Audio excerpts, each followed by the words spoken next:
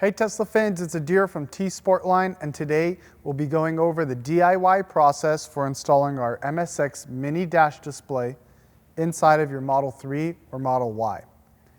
With this kit, you'll receive the dash as well as the wiring harness, and then you'll need either a trim removal tool or a small flathead screwdriver to complete the job. It'll be a very straightforward and simple installation, and Oliver will take over and he'll show you exactly how to do it.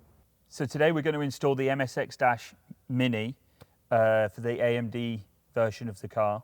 So to do this, first of all, we're going to remove the top of the steering column, the wooden dash or the white dash, whichever one you've got. This is going to come out. The side panel here and this kick panel here. We're going to do this and this on both sides of the car to access the cabling for the car. So first things first, we're going to start with the wooden dash. To gain access, to do this, you got to remove the sides first, these little triangle pieces on both sides. So you get your trim panel in and pop those out. Put those somewhere safe. Once you have the two panels removed on the sides, then you pop up on the wooden piece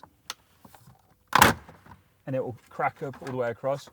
Take this out, be careful you don't scratch the back of the screen.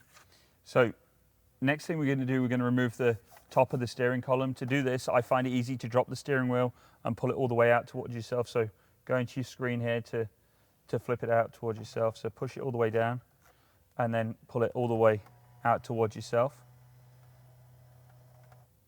Then you'll see you'll have these two little clips, one either side here.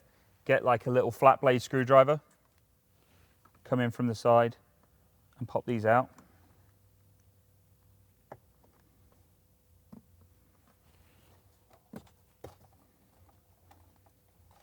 Then once you have these out, you can get your fingers in from underneath and pull up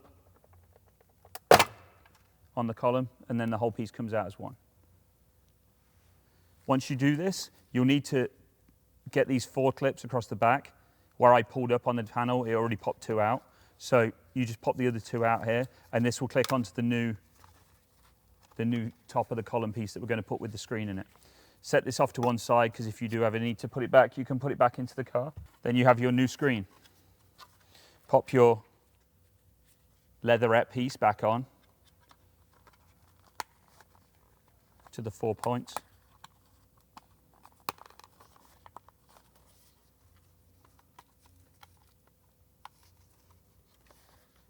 Okay, now what I'm going to do next, I'm going to plug in the harness to the actual screen.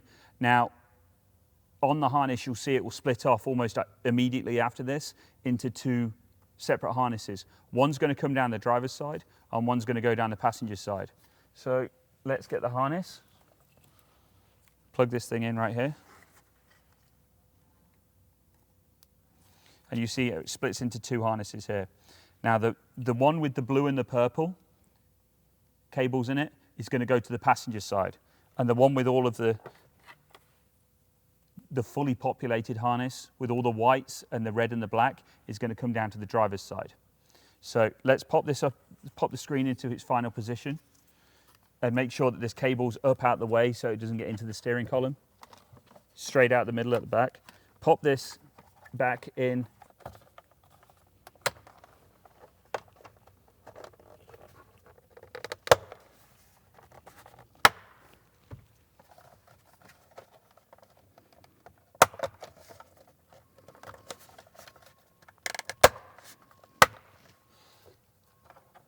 And then bring this cable back up, the one that we had in before. Make sure that these are back in again. They might pop out when you pop the dash in. Bring the cable up out the middle, in between the 2 clips, and that will make sure that it doesn't drop down into the steering column that moves around. Push your clips back in. Okay, now we have this here.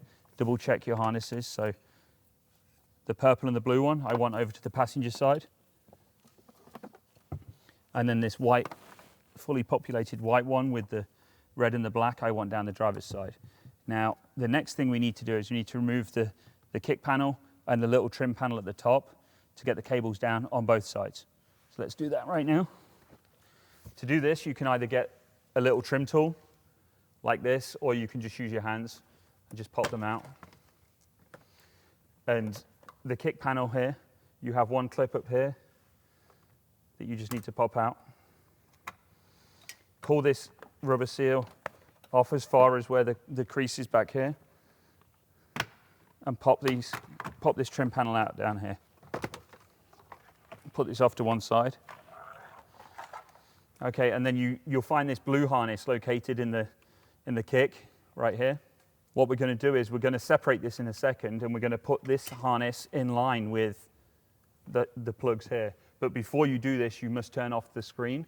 To do that, you go to Safety, you scroll all the way up, and where it says Power Off, you hit Power Off, and you turn the screen off. Give it a couple of seconds, and then you can unplug your blue harness here. Once you unplug your blue harness, these will only go in one way. Clicks in like this and like this. And then the excess you want to lose down into this kick panel down here behind the carpet. And then this will tuck up here out the way.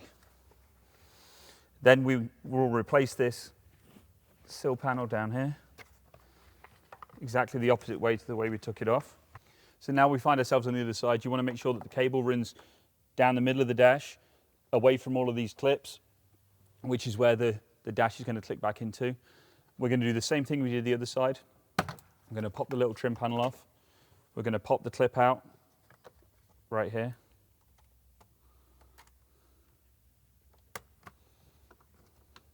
I'm going to pull the rubber side sill trim up, and we're going to pop this out as well. Now we've got this all opened up. You'll see on this side, this doesn't have another harness connected into. This is just an open plug.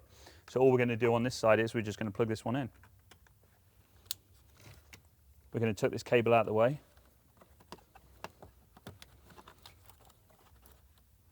And then we're going to replace the side sill.